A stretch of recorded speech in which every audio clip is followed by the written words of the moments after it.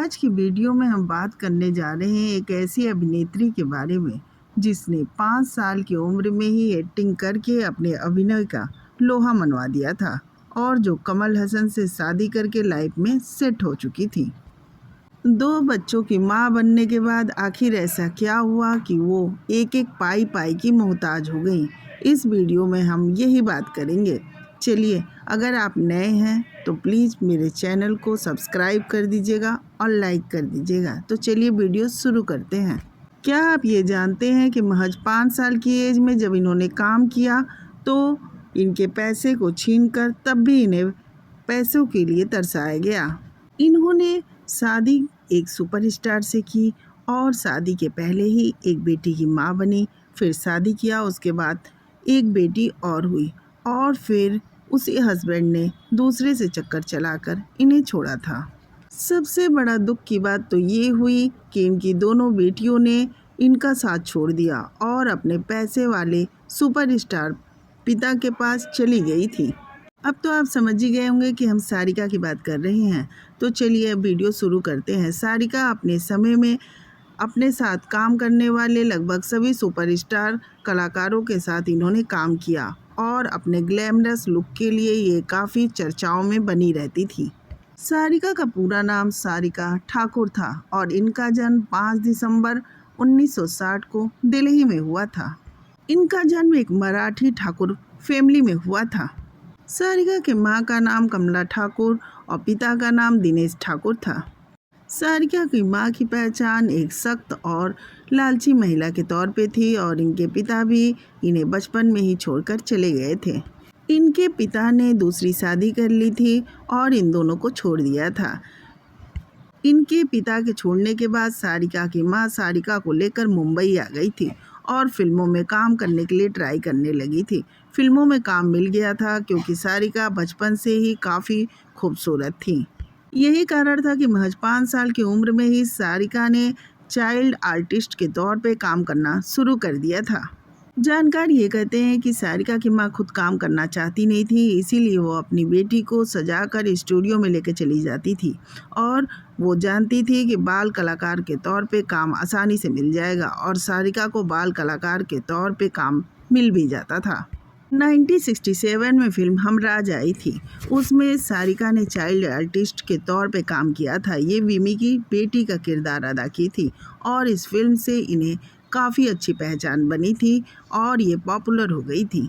वहीं मछली दीदी में वो मीना कुमार की बेटी के तौर पे नजर आई थी।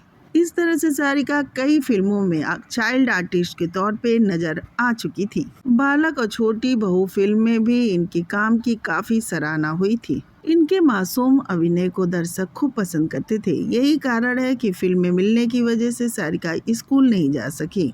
हाँ, कुछ प्रोड्यूसर ने जब ये कहा कि इन्हें इंग्लिश नहीं आती तो घर पे ही इंग्लिश के टीचर बुलाए जाने लगे थे और सारिका उससे पढ़ने लगी थी, लेकिन सारिका स्कूल नहीं गई। सारिका पैसे कमाती गई और इनकी माँ पैसों से अय्याशी करती गई। सारिका के पैसे से ही इनकी माँ ने कई फ्लैट्स खरीदे। मुंबई में सारिका के पैसे से ही 5 अपार्टमेंट खरीदे गए। दिल्ली में भी कई फ्लैट्स खरीदे गए, लेकिन इनमें से कोई भी फ्लैट सारिका के नाम नहीं था, ना ही सारिका को नामनी के तौर पे रखा गया था। सारिका की माँ सारा पैसा अपने पास रख लेती थी। बताया जाता है कि एक बार किसी फिल्म के दौरान इन्हें 1500 रुपये मिले थे तो सारिका की माँ ने सारिका को बुरी तरह पीटा था और कहा था कि सारे पैसे लाकर मुझे दिया करो। अपनी माँ के इन्हीं आदतों की वजह से आखिरकार सारिका ने घर छोड़ दिया और किराए के मकान में शिफ्ट हो गई। इससे पहले वो कुछ दोस्तों के घर भी रही। सारिका ने 1975 में कागज की नाव में एक अभिनेत्री के तौर पे काम शुरू कर दिया था। इस फिल्म में वो राज किरण के साथ थी और राज किरण की भी ये पहली फिल्म थी। इसी साल सारिका की फिल्म आई गीत गाता चल। इसमें वो सचिन के साथ थी और सचिन के साथ इनकी जोड़ी को खूब पसंद किया गया था। कहा जाता है कि इन दोनों का अफेयर भी कुछ समय तक चला, लेकिन ज़्यादा दिनों तक की सारिका और सचिन की जोड़ी नहीं चली। इंडियन क्रिकेट टीम के कप्तान कपिल देव के साथ भी इनकी नज़दीकी की खबर आई थी, लेकिन कपिल देव के साथ भी सारिका का रिश्ता ज़्यादा दिनों तक नहीं चल सका था। इस तरह से सारिका 70 और 80 की दशक की मशहूर अभिनेत्री बन चुकी थी। सारिका ने संजीव कुमार के साथ काम करके एक्टिंग की कई बारीकियां भी सीखी थी। सारिका ने श्रीमान श्रीमती, सत्ते पे सत्ता, राज तिलक, देवता, जानी दुश्मन और विधाता जैसी कई सुपरहिट फिल्मों में काम किया। इस तरह से सारिका दिनों दिन अपनी सफलता की सीढ़ियां चढ़ते चढ़ते बुलंदी पाती जा रही थी। इस तरह से सारिका फिल्मों में इस्टेब्लिश हो चुकी थी और 1984 में उनकी फिल्म आई राज तिलक। इसी फिल्म के दौरान साउथ के अभिनेता कमल हसन के साथ उनकी नज़दीकियां बढ़ने लगी थी। सारिका पहले से ही टूटी हुई और उदास थी। जब वो कमल हसन के नज़दीक आई तो उन्हें उनसे प्यार हो गया था। फिर सारिका और कमल हसन लिव इन में रहने लगे थे और 1986 में सारिका ने एक बेटी को जन्म दिया था और इसका नाम उन्होंने श्रुति हसन रखा था। लेकिन तब तक इन दोनों ने शादी नहीं की थी, क्योंकि इसका रीज़न ये था कि कमल हसन पहले से ही शादीशुदा थे और अपनी पत्नी से उन्होंने तलाक नहीं लिया था।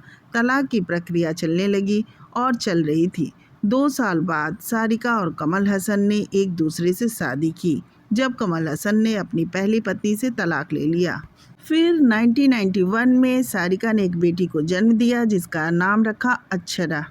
अब सारिका ने फिल्मों में काम करना बंद कर दिया और कॉस्ट्यूम डिजाइनर के तौर पे फिल्मों में काम करने लगी थी। 2001 में इनकी फिल्म आई हे राम। इसमें सारिका ने बेस्ट कॉस्ट्यूम डिजाइन किया था, जिसके लिए उन्हें बेस्ट कॉस्ट्यूम डिजाइनर का अवार्ड भी दिया गया। इस तरह से बेस्ट कॉस्ट्यूम डिजाइनर के लिए सारिका ने 2001 में नेशनल अवार्ड जीता। इस तरह शादी के 16 साल तक इनकी ज़िंदगी अच्छी चलती रही। फिर शादी के 16 साल बाद सारिका के ही बेस्ट फ्रेंड गौतमी की एंट्री इनकी लाइफ में होती है। सारिका की बेस्ट फ्रेंड की शादी टूट चुकी थी और वो अक्सर सारिका के घर ही आके रहती थी। सारिका को इस बात का जरा भी अंदाज़ा नहीं था कि उनकी बेस्ट फ्रेंड गौतमी और उनके हस्बैंड के बीच अफेयर चल रहा है। सारिका को जब अपनी पति के इस बेवफाई के बारे में पता चला तो बर्दाश्त नहीं कर पाई और चेन्नई के अपने फ्लैट के 4th फ्लोर से कूद छलांग लगा ली थी।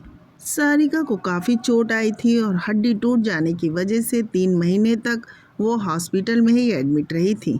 हॉस्पिटल से जब सारिका घर आई तो उन्होंने कमल हसन से अलग होना डिसाइड कर लिया था और 2004 में सारिका और कमल हसन का तलाक हो गया। तलाक के बाद जब श्रुति हसन ने अपनी दोनों बेटियों को अपने पास रखना चाहा तो कोर्ट में बेटियों ने साफ कह दिया कि वो अपने पिता के साथ ही रहेंगी। इस तरह से सारिका एक बार फिर अपने जीवन में अकेली ही रह गई। आखिरकार कमल हसन के पास पैसे थे और सारिका के पास पैसे नहीं थे। अब सारिका हार के मुंबई चली आई थी और मुंबई आने के बाद इनके पास पैसे नहीं थे, क्योंकि ये पैसे अकाउंट में अपने रखी नहीं थी और सारे पैसे जो इनके थे भी वो अपने परिवार यानी पति और बेटियों पे खर्च कर चुकी थी। फिल्मों से सारिका काफ़ी समय से अलग थी, फिर भी मुंबई आने के बाद उन्हें फिल्म मिली परजानिया। इसमें सारिका के अभिनय की काफ़ी तारीफ हुई। परजानिया फिल्म के लिए सारिका को बेस्ट एक्ट्रेस का नेशनल अवार्ड भी मिला।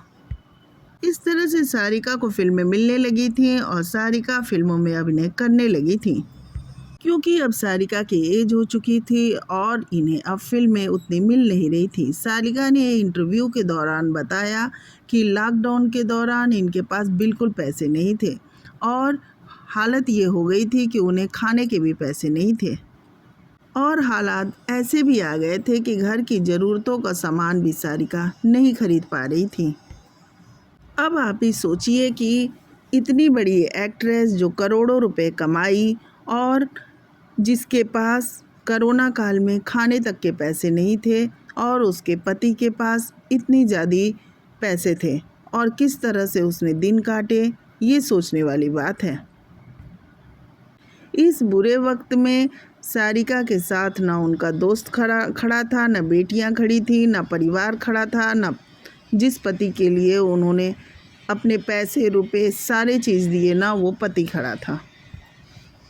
सारिका अब कुछ प्रोजेक्ट पे काम कर रही हैं और सारिका के जीवन का ये रहा कि हर कठिन दौर में इन्होंने फिर से खुद को संभाला और आगे बढ़ी। लेकिन ये सोचने पे कहानी मजबूर कर देती है कि जिसने करोड़ों रुपए कमाए और कितने फ्लैट खरीदे। वो पैसे के लिए परेशान हो गई। इनकी न माँ ने इनका साथ दिया, ना उस पति ने, ना उनकी खुद की जन्मी बेटियों ने। कोई इनका साथ नहीं दिया और बस ये रहा कि इन्होंने पैसे को अपने प्रायोरिटी नहीं दी, बल्कि अपने परिवार को प्रायोरिटी दी, जो कि अक्सर औरतें करती हैं। अपने परिवार, अपने बच्चे के लिए सब कर देती हैं। वही परिवार और बच्चे अगर उनके साथ धोखा करते हैं तो सोचिए उन औरतों पे क्या गुजरती है। आपको वीडियो कैसी लगी कमेंट करके ज़रूर बताएं और अगर नए हैं तो प्लीज़ हमारे चैनल को सब्सक्राइब कर दें और लाइक कर दें और कमेंट में ये भी बताएं कि किस वीडियो के बारे में आप जानना पसंद करेंगे। Thank you.